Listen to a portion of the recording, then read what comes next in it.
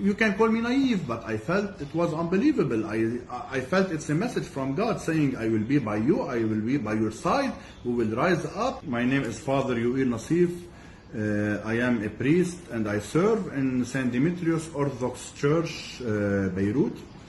I left the church with my children 12 minutes before the explosion. We were heading home when it happened. So I reached home, I left my children there, and I went back to the church to check what happened. When I arrived, I was shocked. You can see the pictures, the church and the video. The church was destroyed. I continued my way to the altar. Let me first explain what an altar is. Every Orthodox church has two main parts. The first one is the nave or the body of the church. The second one is the altar, which is reserved for the priest and for the servants that help the priest in the service.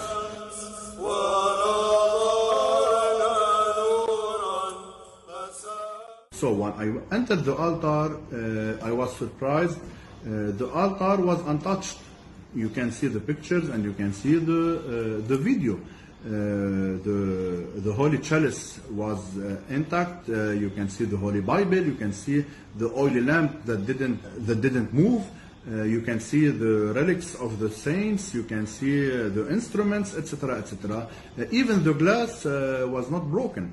So, you know, in times of crisis, we search for signs, we search for a light in the darkness, etc. I felt as if it is a sign.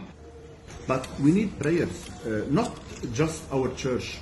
Every citizen here in Lebanon, we need prayers. We are in very bad situation, so we just need your prayers. Please pray for us.